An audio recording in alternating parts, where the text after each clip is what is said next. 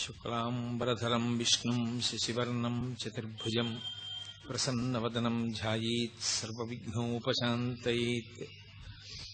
గురుర్బ్రహ్మా గురుర్విష్ణుః గురుర్దేవో మహేశ్వరః గురుః సాక్షాత్ పరబ్రహ్మ తస్మై శ్రీ గురవై నమః. వ్యాసాయ విష్ణురూపాయ వ్యాసరూపాయ విష్ణవే నమో వై బ్రహ్మనిధయే వాసిష్ఠాయ నమో నమః. కూజంతం రామ రామీతి మధురం మధురాక్షరం ఆరుహ్య కవితాశాఖాం వందే వాల్మీకికోకిలం. శృతిస్మృతిపురాణానాం ఆలయం కరుణాలయం నమామి భగవత్పాదశంకరం లోకశంకరం. వాగర్ధావివ సంపృక్తౌ వాగర్ధప్రతిపత్తయే జగతః పితరౌ వందే పార్వతీపరమేశ్వరౌ. సూక్తిం సమగ్రయతున స్వయమైవ లక్ష్మీః శ్రీరంగరాజమహిషీ మధురైః కటాక్షైః. వైదగ్ధ్యవర్ణగుణగుంభనగౌరవైర్యాం కండూలకర్ణకుహరాः కవయోధయంతి.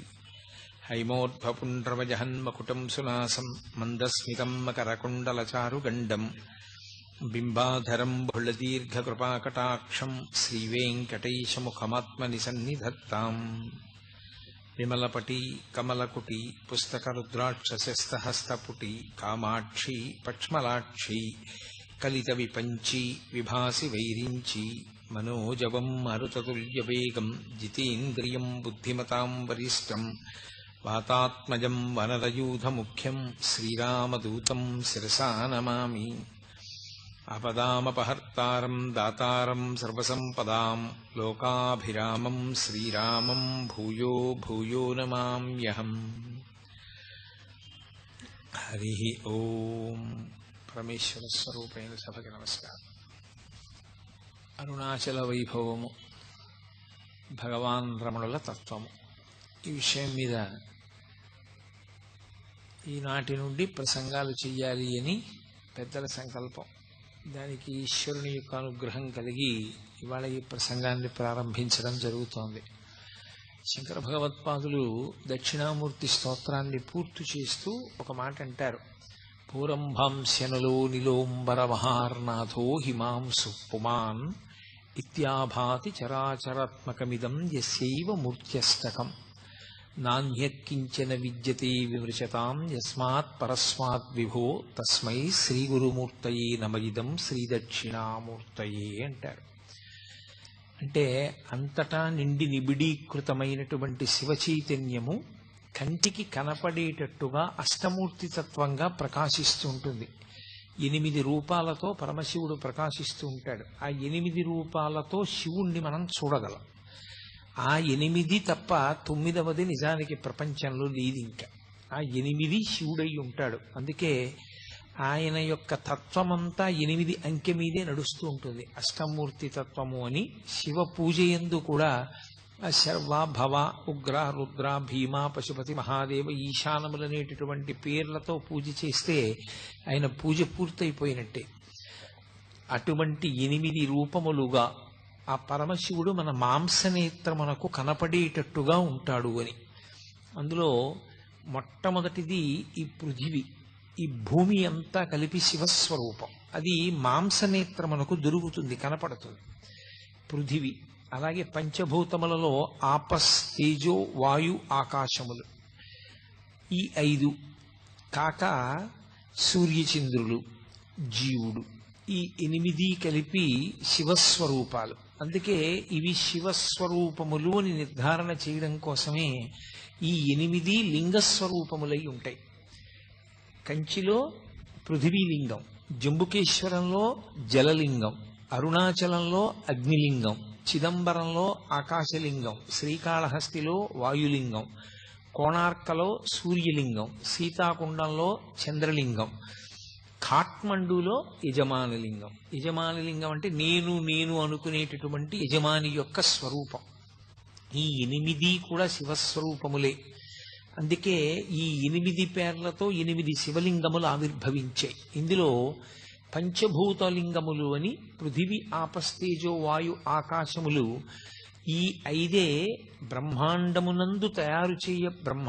తయారు చేయబడడానికి ప్రధానమైన ఉపకరణములై అవే పిండాండమునందు కూడా ఉంటాయి. బ్రహ్మాండ పిండాండములు ఉండేటటువంటివి ఈ 5 పృథివీ ఆపస్తేజో వాయు ఆకాశములే.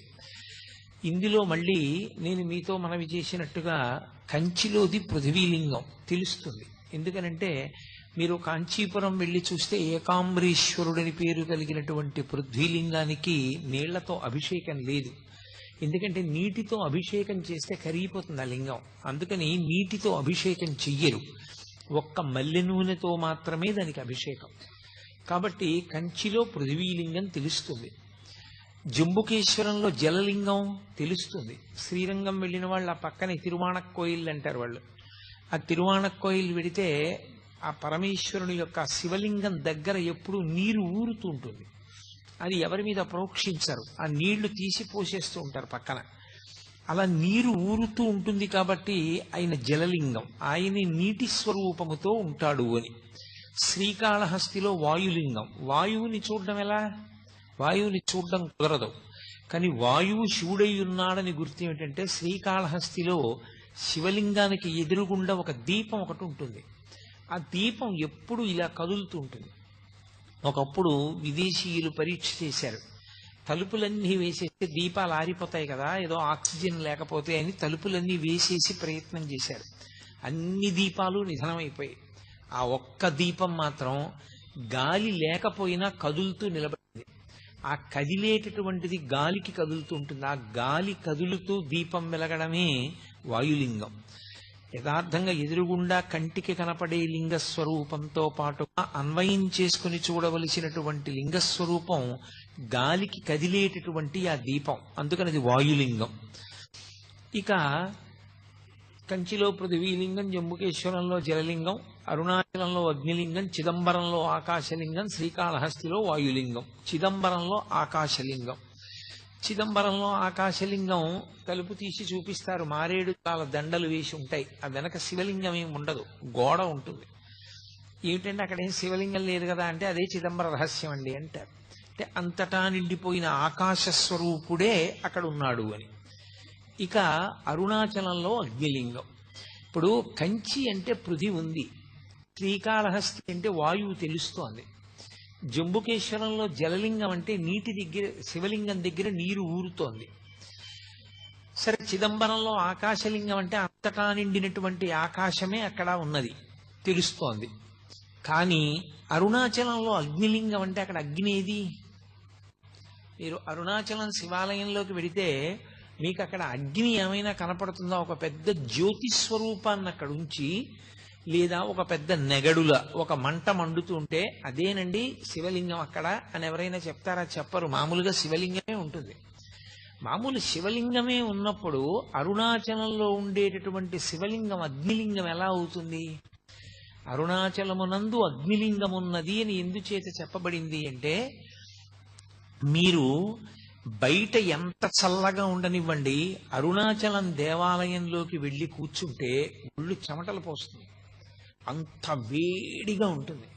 ఆ వేడి నిజంగా అగ్నిహోత్ర స్వరూపంతో ఉంటే మనం తట్టుకోలేమని ఆ వేడి రూపంలో ప్రకాశిస్తూ ఉంటాడు ఆయన.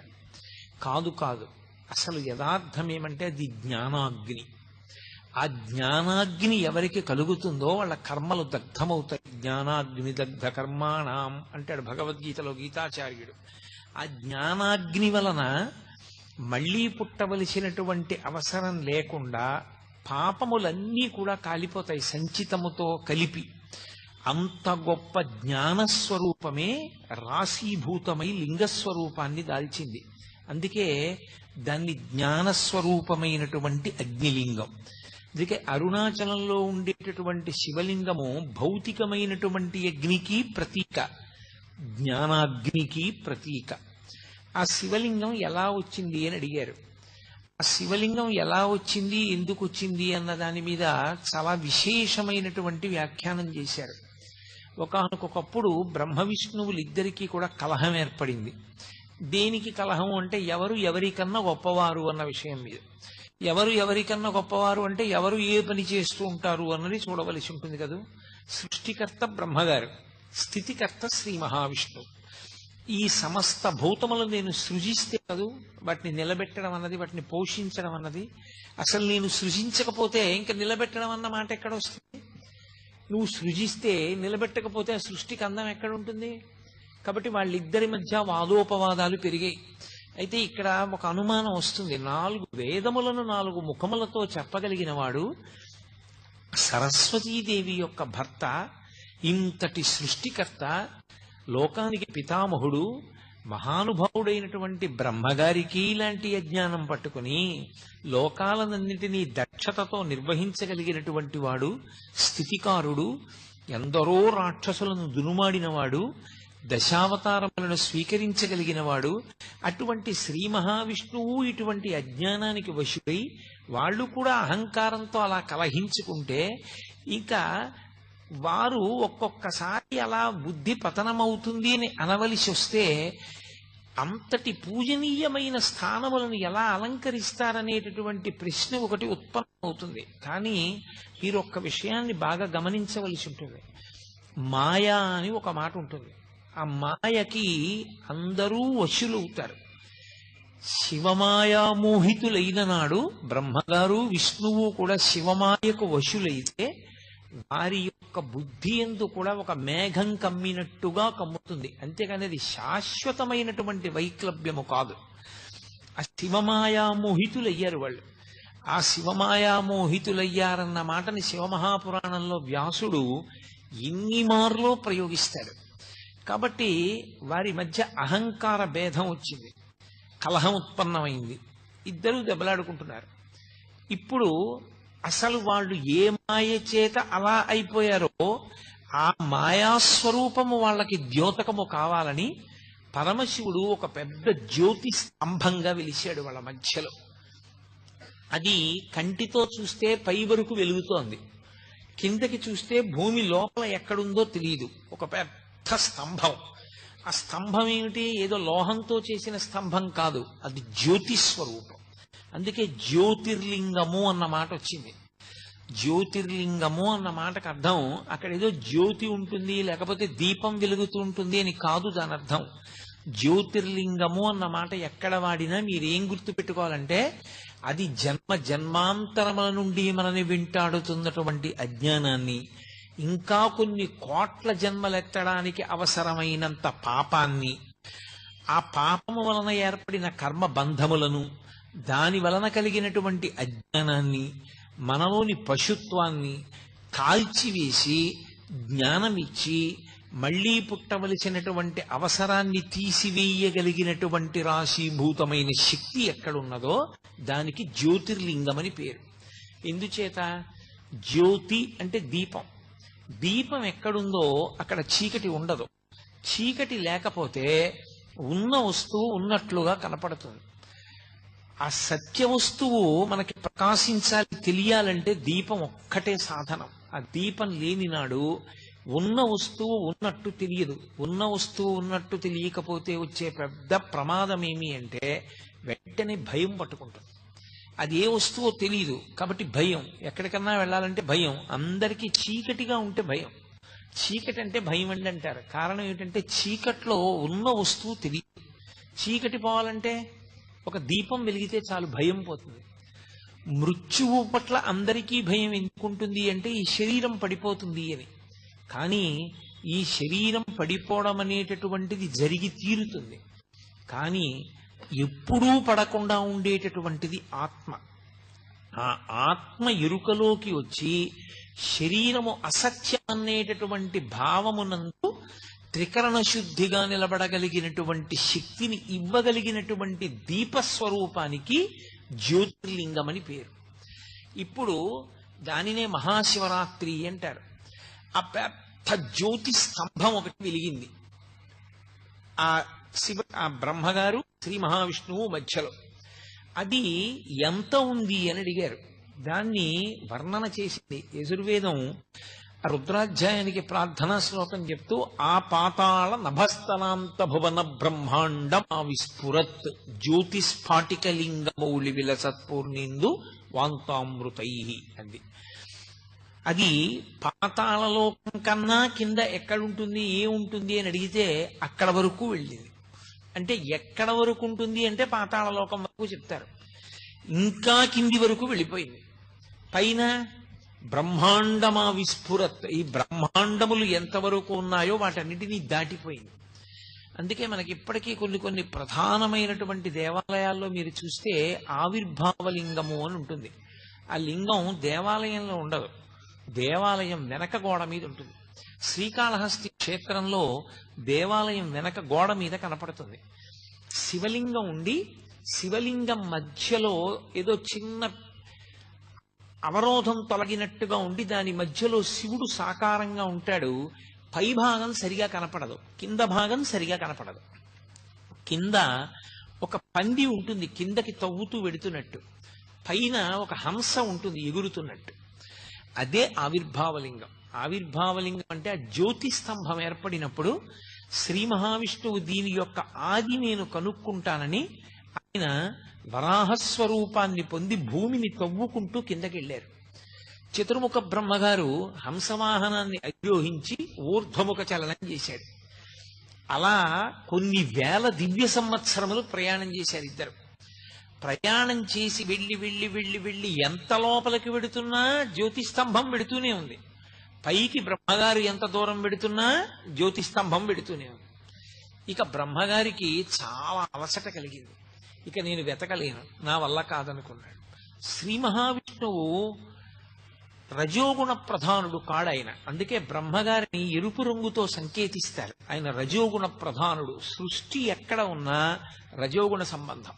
అందుకే ఆయనని ఎరుపు రంగులో చూపిస్తారు ఎప్పుడు. కాబట్టి రజోగుణానికి ఉండేటటువంటి లక్షణం ఏమిటంటే పక్కనే దానికి అహంకారం కూడా ఉంటుంది. అందుకని తొందరగా బ్రహ్మగారికి అహంకారం కలిగి అది ఎంత దూరం వెళ్ళిపోయిందంటే పైనుంచి పడిపోతోంది ఒక మొగలి పువ్వు. దాన్ని పట్టుకున్నాడు ఆయన. నువ్వు ఎక్కడి నుంచి పడుతున్నావు అని అడిగాడు. నేను శివుని యొక్క తల నుంచి కింద పడుతున్నాను లింగం పైనుంచి అంది. ఇంకెంత దూరం ఉంది అని అడిగాడు.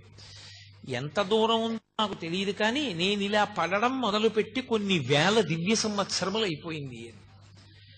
అంటే ఎంత పై వరకు ఉన్నదో ఈ శివలింగానికి ఆద్యంతములేమిటి నేను కనుక్కోలేనని ఆయన అన్నాడు. నేనే నిన్ను పూజ చేశానని తీసుకొచ్చానని సాక్ష్యం చెప్పాలి అన్నాడు. స్థానం చతుర్ముఖ బ్రహ్మగారి స్థానం, పితామహుడు. ఆయన్ని కాదనలేక మొగలి పువ్వు అంగీకరించి సురభి కనపడింది అక్కడ, కామధేనువు. ఆ ఆవుని అడిగాడు సురభిని, నువ్వు సాక్ష్యం చెప్పాలి నేను శివలింగం యొక్క పైభాగాన్ని చూశాను అని. అలాగే చెప్తానది. అవి రెండు వెళ్ళిపోయి బ్రహ్మగారి కిందకు వచ్చేశారు. విష్ణువు పైకొచ్చారు. విష్ణువు ముందు పైకొచ్చి అన్నారు, ఆయన స్థితికారుడు. ఆయన యందు ఎక్కువసేపు మాయ ఆవహించి ఉండే అవకాశం ఉండదు. ఆయన అన్నాడు, నేను చూడలేదు, శివలింగం యొక్క ఆది నాకు కనపడలేదు. ఎంత లోపలికి తవ్వుకుంటూ వెళ్ళినా శివలింగం యొక్క మొదలు ఇంకా కిందకి వెడుతూనే ఉంది.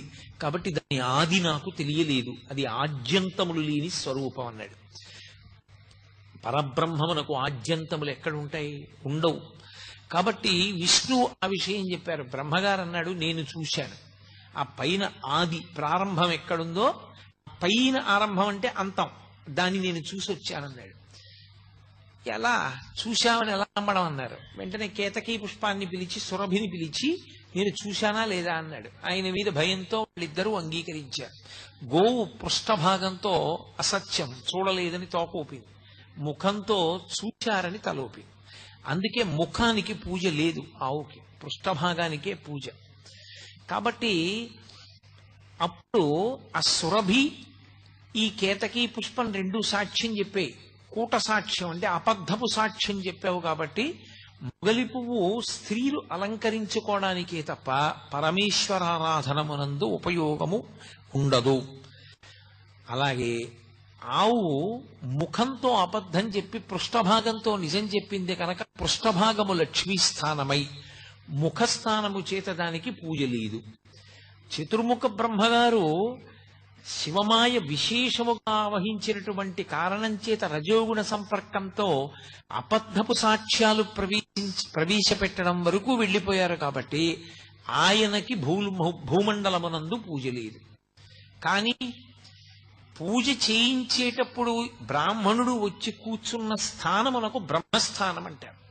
అందుకే నీకు పూజ బాగా తెలిసి ఉన్నా బ్రహ్మస్థానం సరిగా పూజ చేయించకపోయినా దాన్ని తప్పు పట్టకూడదన్నారు. ఎందుకనంటే అది బ్రహ్మస్థానం. ఆ వ్యక్తి అక్కడ కూర్చుని పూజ చేయిస్తే ఆ పూజ పరిపూర్ణమైపోతుంది నీ భక్తి చేత. నువ్వు భక్తిగా చేస్తే ఆ పూజ పూర్తవుతుంది. చేయించని దోషం ఏమైనా ఉంటే ఆయనకి ఎడుతుంది. నువ్వు బ్రహ్మగారిని చూడాలి. అందుకే ఉత్సవాలు బ్రహ్మగారి పేరు మీద నడుస్తాయి. బ్రహ్మోత్సవము అంటారు. బ్రహ్మగారే వచ్చి ఉత్సవం చేస్తారు. బ్రహ్మస్థానము పూజ చేసేటప్పుడు అందరిలోకి ఋత్విక్కుల్లో అగ్రగణ్యుడైనటువంటి వ్యక్తిని బ్రహ్మస్థానంలో కూర్చోపెడతారు. కాబట్టి బ్రహ్మగారికి ఆ 2 స్థానముల వలన పూజ తప్ప ప్రత్యక్షంగా బ్రహ్మకి దేవాలయము కాని పూజ కాని లేదు అని అశరీర వాక్కు, అంటే శివవాక్కు. ఆనాడు అలా వెలిసినటువంటి ఆ అగ్నిస్తంభాన్ని చతుర్ముఖ బ్రహ్మగారు స్తోత్రం చేశారు. స్తోత్రం చేసి మా అహంకారం పోయింది, అసలు నిజంగా పరబ్రహ్మస్వరూపమేదో, ఏది ఆద్యంతములు లేనిదో మాకు అవగతమైంది. కాబట్టి ఇక్కడ ఇదే స్వరూపంతో వెలిసినటువంటి నువ్వు అందరి యొక్క అజ్ఞాన దాహకత్వానికి వీలుగా లోకమునకు అజ్ఞానము పోగొట్టేటటువంటి స్వరూపంతో ఇక్కడ అగ్నిలింగం అన్న పేరుతో అరుణాచలంలో వెలియవలసిందని ప్రార్థన చేశారు. ఆ కారణం చేత అరుణాచలంలో అగ్నిలింగం ఏర్పడింది. అది అక్కడ ఏర్పడినటువంటి శివలింగం. అరుణాచలంలో ఉండేటటువంటి శివలింగానికి అరుణాచల క్షేత్రానికి ఒక ప్రత్యేకమైనటువంటి లక్షణం ఉంది. ఏమిటి ఆ లక్షణం అంటే, పరమేశ్వరుణ్ణి ఒకానొకప్పుడు ప్రార్థన చేశారు, అయ్యా ఇన్ని జన్మలు ఎత్తలేకపోతున్నాం, అందులో వచ్చేది కలియుగం, చాలా తేలికగా అజ్ఞానానికి వశులమైపోతాం, మాయకి లోబడిపోతాం, తప్పు పనులు చేస్తాం, మళ్ళీ పునర్జన్మలు వస్తాయి. మరి అలా రాకుండా ఉండాలంటే మాకు ఒక తేలిక మార్గం ఏదైనా ఉపదేశించేయండి అన్నారు. ఆయన అన్నాడు, దర్శనాత్ అభ్రసదసి అన్నాడు. చిదంబరం వెళ్ళి ఎలా దర్శనం చెయ్యాలో తెలుసుకుని అలా దర్శనం చెయ్యండి, ఇక మీరు పుట్టవలసిన అవసరం ఉండదన్నాడు. చిదంబరంలో దర్శనం అంటే ఇందాకే మీతో ప్రస్తావన చేశా, తలుపు తీస్తారు సిద్ధంగా ఉండండి అంటారు, ఆ తెర తీస్తారు, ఇలా చూసేటప్పటికి ఇలా జాగ్రత్తగా కళ్ళు నిలువుకుని చూస్తారు, ఏం ఉండదు. మారేడు దళాల దండలు వేలాడుతుంటాయి, బంగారు మారేడు దళాలు, మామూలు మారేడు దళాల దండలు ఉంటాయి. తెరహేస్తారు, అయిపోయింది వెళ్ళిపోండి అంటారు. కొంతమంది అంటారు, డాంబికానికి నీకు కనపడలేదా, శివలింగం వెనకాల ఉంది కదూ అంటారు. ఉత్తిది అదేం కాదు. అదేమిటండి ఏం లేదు కదా వెనకాతలంటే అదే చిదంబర రహస్యం అంటారు. అందుకే ఇప్పటికే అర్థం కాని విషయాన్ని చిదంబర రహస్యం అంటారు. ఆకాశము అంటే అంతటా నిండిపోయి ఉంటుంది. అంతటా నిండిపోయిన ఆకాశములో అన్నీ ఉంటాయి. ఇప్పుడు మఠాకాశము అంటాం, అంతటా నిండిపోయినటువంటి ఆకాశం ఒకటి అనంతాకాశము అంటారు.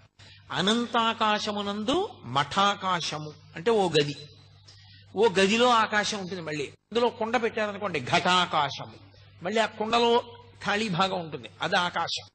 ఏమీ లేదనకూడదు, శూన్యం అనకూడదు, శూన్యం బౌద్ధుల వాదన, ఆకాశము సనాతన ధర్మవాదన. అందుకే శంకరాచార్యుల వారు అక్కడే ఖండన చేశారు.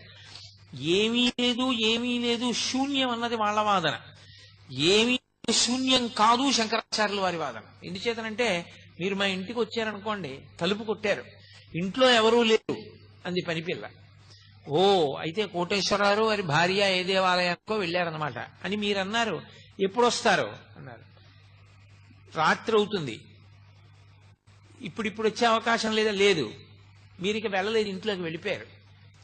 ఇప్పుడు ఇంట్లో ఎవరూ లేరా? ఇంట్లో ఎవరూ లేరని చెప్పేవాళ్ళు ఉన్నారా? ఇంట్లో ఎవరూ లేరని చెప్పేవాళ్ళు ఉన్నారు. అది శూన్యం కాదు, ఉన్నారు. అది ఆకాశం. అది శంకరాచార్యుల వారి వాదన, అది సనాతన ధర్మం. దానికి బౌద్ధం ఈ దేశాన్ని విడిచిపెట్టి వెళ్ళిపోయింది. శంకరులకు బౌద్ధం మీద ద్వేషం కాదు, శంకరుల వాదన పటిమ ముందు నిలబడలేక, అది సత్యం. కాబట్టి అటువంటి ఆకాశమును అనంతముగా నిండిపోయినటువంటి ఆకాశ స్వరూపాన్ని ఒక మఠాకాశంగా, ఒక గోడగా చూపించి దానికే వేస్తారు మారేడు దళాలు. అంతటా నిండి నిబిడీకృతమైపోయింది పరమేశ్వర స్వరూపమని అర్థం చేసుకోగలిగిన వాడికి చిదంబర దర్శనం తెలుస్తుంది. లేనివాడికి చిదంబర దర్శనం అర్థం కాదు వెళ్ళిన. అందుకని దర్శనాత్ అభ్రసదసి, చిదంబరం వెళ్ళి దర్శనం చేయమన్నారు కానీ మహాప్రభో మాకు అది ఎలా మనసులో నిలబడుతుంది? అంత తేలిక సాధ్యం కాదు. ఇంకొక మాట చెప్పండి, ఇంకొంచెం తేలిక మార్గం చెప్పండి అన్నారు. దర్శనాత్ భ్రసదసి జననాత్ కమలాలయే, కమలాలయంలో పుట్టండి మీకు మోక్షం ఇస్తానన్నాడు. కమలాలయం అంటే తిరువారూరు. తిరువారూరులో పుడితే మోక్షం. కానీ పుట్టడం మన చేతిలో ఉందా? ఎక్కడ పుడతానో, ఏ కాలంలో పుడతానో ఎవరికి తెలుసు. కాబట్టి పుట్టడం నా చేతిలో ఎక్కడుంది పరమేశ్వర? ఇంకొక మాట చెప్పండి. ఆయన అన్నారు, కాశ్యాంతు మరణాన్ముక్తి, పోని పుట్టడం నీ చేతిలో లేదు. నీ కర్తవ్యాలన్నీ అయిపోయాయి అనుకున్నప్పుడు కాశీ వెళ్ళిపోయి కాశీపట్టణంలో ఉండిపోయి కాశీపట్టణంలో శరీరం విడిచిపెట్టేస్తావా? మోక్షం ఇచ్చేస్తాను. నేనే వచ్చి కుడి చెవిలో తారక మంత్రాన్ని ఉపదేశం చేస్తా, ఉపదేశం చేసి మోక్షం ఇస్తా. కాశీ వెళ్ళిపోతావా? అయ్యా కాశీ వెళ్ళిపోవడం అంటే అంత తేలిక? పిల్లల్ని వదిలేసి మనవల్ని వదిలేసి, పైగా నేను వెడదామనుకునే లోపల శరీరం వదిలిపెడితే ఎలా సాధ్యం అవుతుంది? అందుకని కుదరదు. ఇంకొక మాట ఏమైనా చెప్పండి. స్మరణాత్ అరుణాచలే, ప్రతిరోజు ఒక్కసారి అరుణాచల శివ, అరుణాచల శివ, అరుణాచల శివ అని నేను 3 మాటలు అంటున్నాను. 3 మాటలని శివుడు అనలేదు. స్మరణాత్ పైకి కూడా అనమని చెప్పలేదు పరమశివుడు. లోపల ఒక్కసారి అరుణాచల క్షేత్రాన్ని నువ్వు స్మరణ చేయగలవా? ఒక్కసారి గుర్తు తెచ్చుకోగలవా? అరుణాచల క్షేత్రాన్ని ఒక్కసారి గుర్తు తెచ్చుకుంటే మోక్షం ఇచ్చేస్తాడు. అందుకే స్కాంద పురాణంలో ఒక విషయం చెప్తారు. జీవయాత్ర అని ఉంటుంది. ఇప్పుడు బయటి యాత్ర విడిచిపెట్టండి, నేను చేసే యాత్ర వేరు. జీవయాత్ర అని ఒకటి ఉంటుంది. ఈ జీవుడు ఎప్పుడు బయలుదేరాడో తెలియదు. ఈ అజ్ఞానంతో ఎప్పటికీ పరమేశ్వరుడిలో కలుస్తాడో తెలియదు. ఎన్ని కోట్ల జన్మలెత్తాడో, ఎన్ని శరీరాలు విడిచిపెట్టాడో, ఎన్ని శరీరాల్లోకి ప్రవేశించి పుట్టాడో, ఎన్ని చోట్ల ఎన్ని ఖేదాలను భవించాడో. ఈ జీవయాత్రకి అంత ఉండదు. కానీ ఒక జీవుని యొక్క యాత్ర, ఒక జీవుని యొక్క ఆ జన్మ పరంపరలు చూసినప్పుడు అరుణాచలంలోకి ఎవరైనా వెడితే, అరుణాచల క్షేత్ర ప్రవేశం చేస్తే వెంటనే జీవుని యొక్క యాత్రలో ఒక గీత పెడతారు, ఇలా ఎర్రగీత. వీడు అరుణాచల ప్రవేశం చేశాడు అని. అరుణాచల ప్రవేశం కాని చేశాడా, ఆ జీవుని యొక్క యాత్రలో ఒక విశేషమైనటువంటి మలుపు తిరిగింది అని గుర్తు. అందుకే అరుణాచలానికి వెళ్ళడం కానీ, అరుణాచల యాత్ర కానీ, అరుణాచల పట్టణంలోకి ప్రవేశించడం కానీ, అరుణాచలేశ్వరుణ్ణి దర్శనం చేయడం కానీ అంత తేలికైన విషయాలు కావు. ఒక్క కారణం చేత మాత్రమే ప్రవేశించగలరు అని చెప్పారు. ఏవా కారణములు అంటే, మీకు ఏమీ తెలియదు, మీకు ఏమీ చేత కాదు అన్న భావనతోటి, వినయంతోటి బయలుదేరితే అరుణాచల ప్రవేశం సాధించగలరు. అరుణాచలంలోకి వెళ్ళడానికి ఒకటే, పరమేశ్వర నాకేం తెలియదు, నాకున్నవన్నీ పాపాలే, నిన్ను నమ్ముకుని వస్తున్నాను, నువ్వే నన్ను అరుణాచల ప్రవేశం చేయించు అని అడిగినటువంటి వారికి అరుణాచల ప్రవేశం చేయిస్తారు తప్ప, అహంకృతితో కొంచెం డాంబికంగా బయలుదేరితే అరుణాచలంలోకి వెళ్లరు అని. జ్ఞాన సంబంధనాయనారంతటి మహానుభావుడు వెళ్ళలేకపోయాడు, దొంగలు కొట్టేశారు. అప్పుడు ఆయన బాధపడితే ఉన్నవన్నీ ఎత్తుకుపోయిన తర్వాత ఈశ్వరుడి మీద పత్తికాలు పాడి పరమ నిరాడంబరంగా వినయంతో ప్రవేశిస్తే అరుణాచల పట్టణంలోకి ప్రవేశించగలిగాడు. అరుణాచలం అంత గొప్ప క్షేత్రం. అసౌ యస్తామ్రౌ అర్ణవుత బుభ్రస్సుమంగళ ఏ చేమాగం రుద్ర అభితో దిక్షుస్యతా సహస్రసో వైశాగం హేడయీమహే అంటుంది రుద్రాధ్యాయం. ఎర్రటి కాంతులు కలిగినటువంటి పరమశివుడు సర్వమంగళ స్వరూపంతో ఉంటాడాయన. ఉండి అన్ని ప్రాణులకు కూడా విశేషమైనటువంటి ఉపకారం చేస్తూ ఉంటాడు. అంత గొప్పగా పరమశివుడు వెలిసినటువంటి క్షేత్రం అరుణాచలం. మనం ఎక్కడికైనా శైవ క్షేత్రానికి వెడితే ఆ శివాలయంలో ఉండేటటువంటి శివలింగం ఏదుంటుందో దాన్ని మాత్రమే ప్రధానమైన శివస్వరూపంగా భావన చేస్తాం. ఉదాహరణకి మీరు కంచి వెళ్ళారనుకోండి, ఏకాంబరీశ్వరలింగము అని ఆ కాంచీపురంలో ఉండేటటువంటి పృథివీలింగమే గొప్పది. ఆ పృథివీలింగ దర్శనం ప్రధానంగా చేస్తాం. మిగిలినవన్నీ కూడా పరివార దేవతలు, ఇతరమైనటువంటి లింగాలు ఉంటాయి శివాలయంలో. కానీ ప్రధానమైన లింగం కాంచీపురంలో పృథివీలింగం, ఆ శివలింగాన్ని దర్శనం చేస్తాం. అరుణాచల క్షేత్రం దగ్గరికి వచ్చేటప్పటికి మాత్రం ఒక్కడే శివుడు అరుణాచలంలో ఉన్నటువంటి శివలింగ స్వరూపమే కాదు, అరుణాచలంలో 3 రూపాలతో ఉంటాడు పరమేశ్వరుడు. ఒకటి అరుణాచలంలో ఉన్నటువంటి దేవాలయం లోపల ఉన్నటువంటి శివలింగ స్వరూపం ఒకటి, అది ప్రధానమైన లింగ స్వరూపం. 2 అరుణాచలం కొండంతా కలిపి శివస్వరూపం, అది అగ్నిస్వరూపం. అందుకే కృతయుగంలో అది అగ్నిస్వరూపంగా ఒక పెద్ద జ్యోతిస్సుగా వెలుగుతుండేదిట. అదే త్రేతాయుగం దగ్గరికి వచ్చేటప్పటికీ మణులతో కూడినటువంటి శివలింగమైంది. అదే ద్వాపర యుగంలోకి వచ్చేటప్పటికి పెద్ద స్వర్ణలింగమైంది. కలియుగంలోకి వచ్చేటప్పటికి మరకత లింగమైంది. అందుకే ఇప్పటికీ ప్రపంచంలో ప్రఖ్యాతి వహించినటువంటి భూతత్వ శాస్త్రవేత్తలు అరుణాచల పర్వతంలో ఉండేటటువంటి శిలలను పరిశీలించి హిమాలయ పర్వతాల కన్నా కూడా ప్రాచీనమైనటువంటి శిలలు ఇక్కడే ఉన్నాయి, అసలు ఈ భూమండలము ఏర్పడేటప్పుడు అగ్నితప్తమైనటువంటి శిలలతో చల్లారిన కొండ ఈ కొండయే అని నిర్ధారణ చేయబడినటువంటి క్షేత్రం. ఇప్పటికీ అరుణాచలంలో దేవాలయానికి పునర్నిర్మాణం చేస్తున్నప్పుడు కుంభాభిషేక సమయంలో అక్కడ ఒక సొరంగ మార్గం కనపడింది. భగవాన్ రమణులు చెప్తూ ఉండేవారు, ఆ సొరంగం అరుణాచలం కొండ మధ్య భాగంలోకి వెడుతుంది.